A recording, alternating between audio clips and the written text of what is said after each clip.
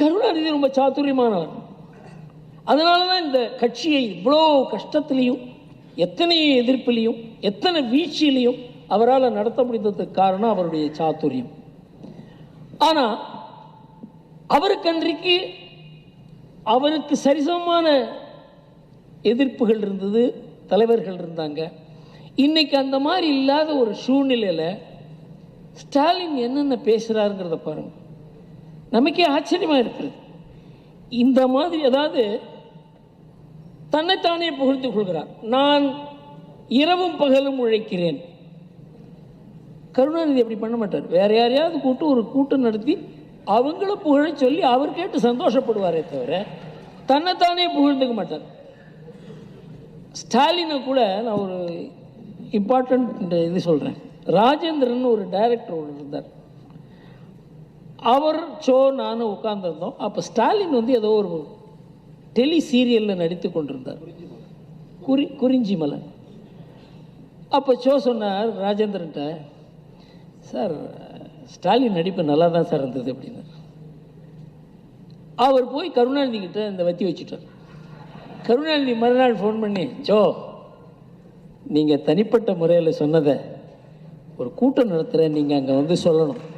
அதாவது ஸ்டாலினை தான் புகழாமல் வைத்து புகழ்ந்து அதன் மூலமாக ஜெயலலிதாவுக்கும் வுக்கும் ஒரு பிளவே ஏற்பட்டது. முக்கியமான விஷயம் என்னவென்றால், இன்னொருவரை வைத்து தன்னையோ தன்னுடைய குடும்பத்தையோ தன்னுடைய வாரிசையோ புகழ வைப்பது என்பது அவருடைய சாதுரியம். ஆனால் இவர், என்னுடைய பிள்ளைக்கு நான் 100 மார்க் தருவேன், என் அப்பாவை போல ஒரு உயர்ந்த முதல்வரையே பார்க்க முடியாது. இதையெல்லாம் தமிழகம் பார்த்து கொண்டிருக்கிறது, தமிழக பத்திரிகைகள் பார்த்து கொண்டிருக்கிறது. எல்லாம் அரசாங்க விளம்பரம் தேவை என்பதனால தமிழ்நாட்டில் பத்திரிகை சுதந்திரம் என்பது துக்ளக் தவிர, ஓரளவுக்கு தினமலர் தவிர வேற யாருக்குமே இல்லை என்று சொல்லுவாங்க. இப்போ தமிழ்நாட்டினுடைய கூட்டணி இப்போ அதிகமாக பேச போகிறதில்ல தமிழ்நாட்டு அரசியலை பற்றி. பிகாஸ் அடுத்த வருஷம் தான் எலெக்ஷன் வருது. ரொம்ப குழப்பமான சூழ்நிலை. எல்லா கூட்டணியிலையும் இன்றைக்கு ஒரு நிலையற்ற நிலைமை இருக்கிறது. எந்த கட்சியோடு யார் இருப்பாங்கன்னு நீ சொல்லவே முடியாது. அதில் விஜய் வேறு அரசியலுக்கு வந்திருக்கிறார். அதனால் இன்றைக்கு தமிழ்நாட்டு அரசியலை பற்றி அதிகமாக இதுதான் நடக்கும் என்று சொல்லக்கூடிய ஒரு நிலையில் இல்லை. அடுத்த ஆண்டு பல பேர் நினைக்கிறாங்க அடுத்த டிசம்பர் வரைக்கும் இப்படியே தான் போய்கொண்டிருக்கோம். ஆனால் ஒரு சில விஷயங்கள் மாத்திரம் நம்ம நிச்சயமாக இந்த திசையில் தமிழ்நாடு அரசியல் போய்கொண்டிருக்கிறது என்று சொல்ல முடியும். திமுகவுக்கும் திமுக ஆட்சிக்கும் கலைஞர் குடும்பத்துக்கும் மிகப்பெரிய அவப்பெயர் ஏற்பட்டு கொண்டிருக்கிறது. இதனுடைய தாக்கம் தமிழ்நாட்டுடைய அரசியலில் இருக்கத்தான் செய்யப்போம். இதற்கு எப்படி வியூகம் வகுக்கப் போகிறார்கள் எதிர்க்கட்சி என்பதுதான் முக்கியம்.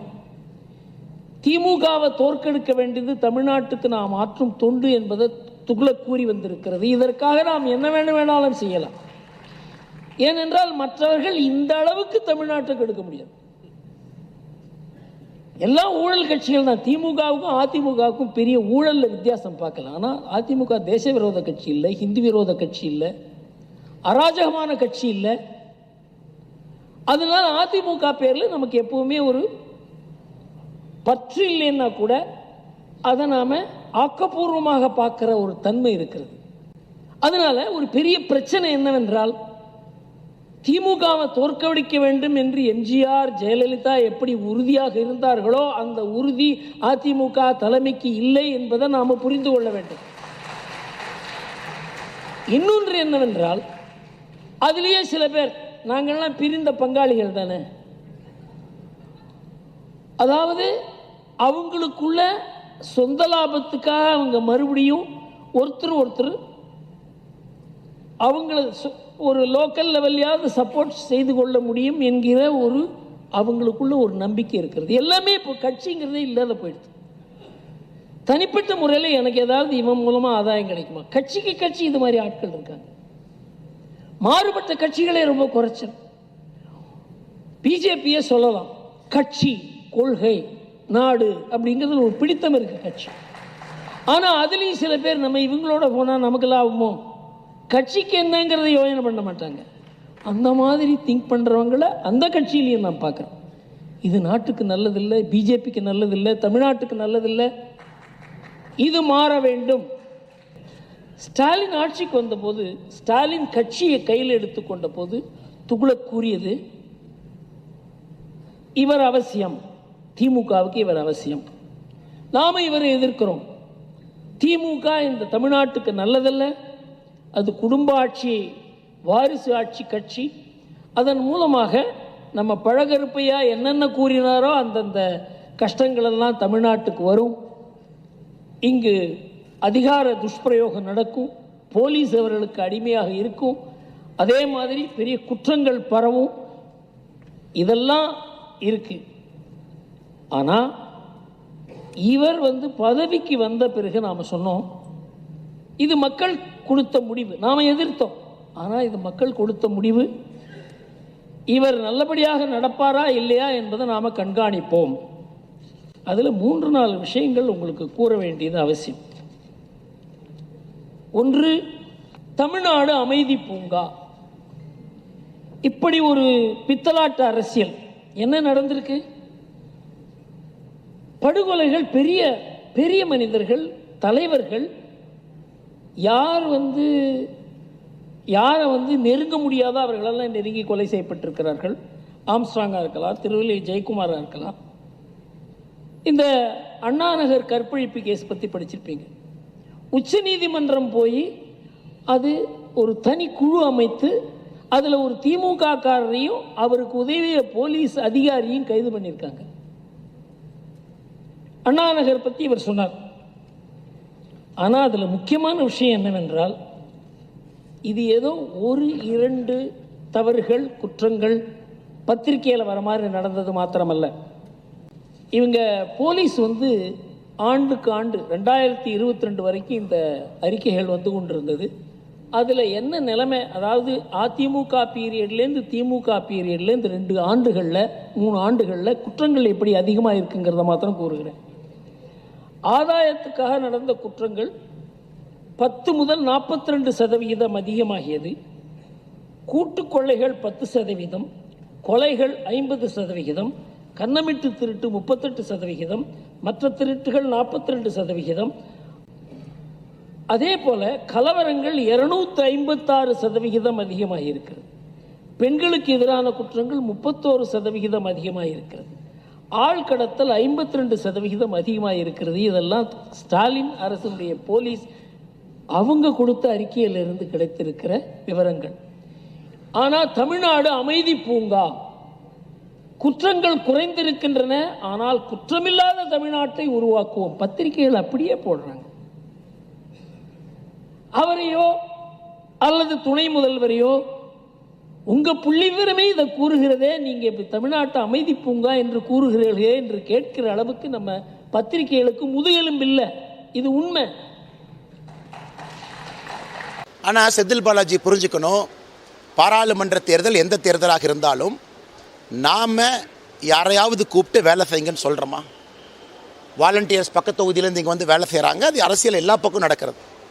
வானதி ஸ்ரீனிவாசன் அவர்களுக்கு கோயம்புத்தூர் வடக்கு தொகுதியில் வாலண்டியர்ஸ் நிறைய பேர் சின்ன பசங்க, இளைஞர்கள் வேலை செய்யத்தான் போகிறாங்க.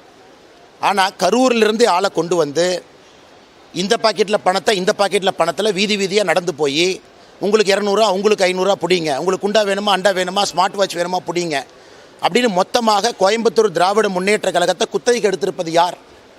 கரூரை சார்ந்த செந்தில் பாலாஜியோடு உணர்ந்து இருக்கக்கூடிய செந்தில் பாலாஜியினுடைய பினாமிகள், செந்தில் பாலாஜி தவறாக சேர்த்த சொத்துக்களை தவறாக வெளியே பணத்துக்கு கந்து வட்டி கொடுத்துருக்கக்கூடிய செந்தில் பாலாஜியினுடைய பினாமிகளை கொண்டு கோயம்புத்தூரில் இந்த ஜோப்பில் பணமும் அந்த ஜோப்பில் பணத்தையும் கொண்டு போய் வீடு வீடாக பணத்தை இறைத்து கொண்டிருக்கின்றார்கள். இதைத்தான் நம்ம குற்றம் சாட்டுறோம். இன்றைக்கி அதை ஒருபடி மேலே போய் போட்டியிடக்கூடிய சுயேட்சை வேட்பாளர்களை கூட கரூர்லேருந்து இறக்குமதி பண்ணியிருக்கார். அந்த 18 வேட்பாளர்கள் கூட கோயம்புத்தூர் திராவிட முன்னேற்ற கழகத்தில் யாரும் தருவதற்கு தயாராக இல்லை. அதிலிருந்தே தெரியுதா செந்தில் பாலாஜியினுடைய தோல்வி உறுதியாயிருச்சுன்னு. இப்போ செந்தில் பாலாஜி எப்படி போயிட்டுருக்காரு? கரூர்லேயும் முடியல, வண்டி எடுத்துகிட்டு கரூர் போகிறாரு. கோயம்புத்தூரில் முடியல, வண்டி எடுத்துகிட்டு கோயம்புத்தூருக்கு வரார். ஆனால் அம்மன் அர்ஜுன் அவர்கள் மிக அழகாக நீட்டாக ஒரு தெருவாக நடந்து போய் அவருடைய பிரச்சாரத்தை கண்ணியமாக முடிச்சுட்டு வர்றாங்க.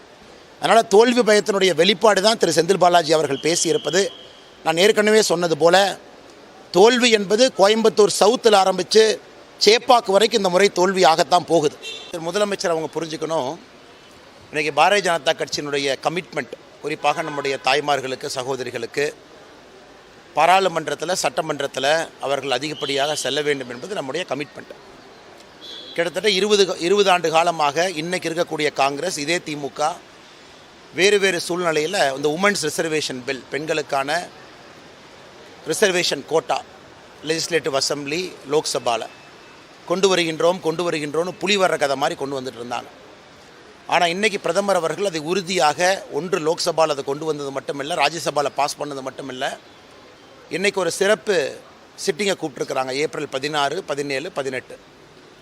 இது நிச்சயமாக தமிழகத்தில் இருக்கக்கூடிய எல்லா பாராளுமன்ற உறுப்பினர்களும் எங்களுடைய அன்பார்ந்த வேண்டுகோள் அவங்கெல்லாம் இன்றைக்கி நம்முடைய தாய்மார்களுக்கு ஆதரவாக பாராளுமன்றத்தில் வாக்களித்து இந்த ஹிஸ்டாரிக் செஷனில் அடுத்து வரக்கூடிய தேர்தல்களில் நம்முடைய சகோதரிகள், தாய்மார்கள் 3ல் 1 பங்கு குறைந்தபட்சம் எம்பிக்களாக, எம்எல்ஏக்களாக அந்த மன்றத்திற்குள்ளே செல்ல வேண்டும் என்று நம்ம எல்லோரும் விருப்பப்படுகின்றோம்.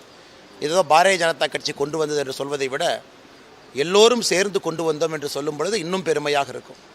ஆனால் இன்றைக்கி பார்க்கும் பொழுது நம்முடைய முதலமைச்சர் அவர்கள் பேசுவதை பார்க்கும் பொழுது அதற்கு இப்பொழுதே எதிர்ப்பு சொல்ல ஆரம்பிச்சிட்டாங்க. அதனால் 16, 17, 18 அரசியல் ரீதியாக இதை மாற்றுவதற்கான முயற்சி எடுக்கிறாங்க. ஆனால் நம்மை பொறுத்தவரை இது வேகமாக வர வேண்டும் என்று நினைக்கின்றோம். தமிழகத்தில் இருக்கக்கூடிய எல்லா எம்பிக்களும் அதற்கு ஆதரவு கொடுக்க வேண்டும் என்று நினைக்கின்றோம்.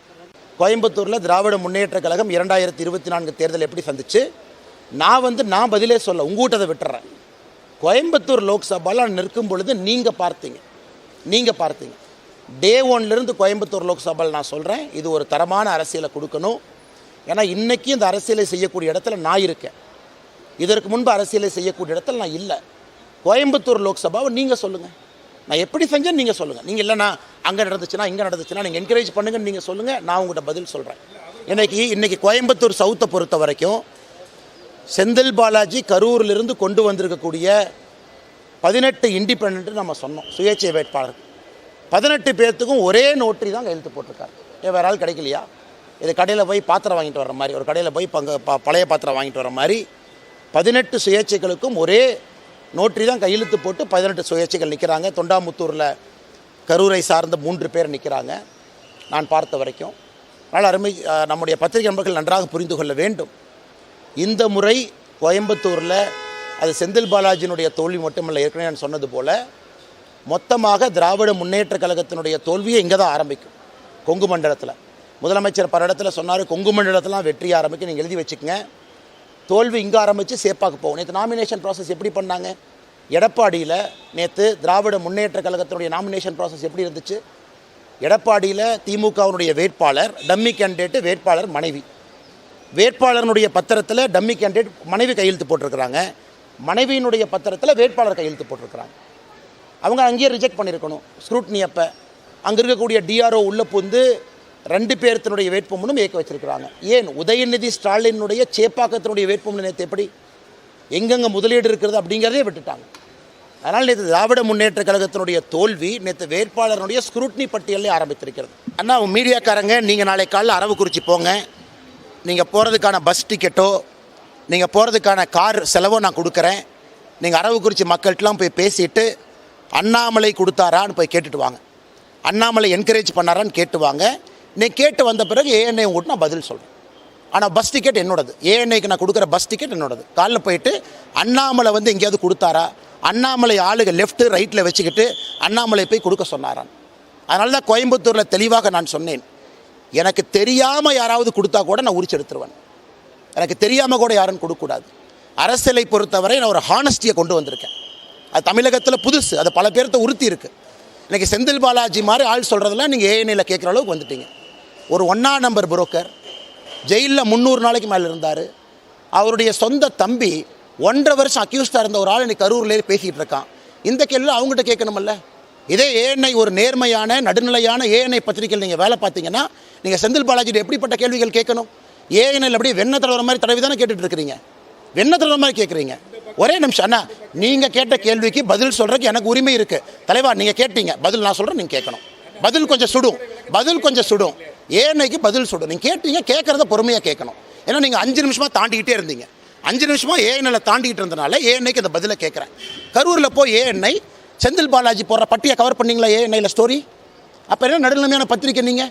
என்ன இந்தியாவில் நம்பர் 1 நியூஸ் அக்ரிகேட்டர் நீங்கள்? என்ன நியூஸ் அக்ரிகேட்டர்? ஏஎன்ஐல ஒரு ஸ்டோரி இது வரைக்கும் கரூரில் செந்தில் பாலாஜி போட்ட பட்டியை கவர் பண்ணியிருக்கீங்களா? கவர் பண்ணீங்களா? கவர் பண்ணீங்களா? தேங்க்யூ அண்ணா.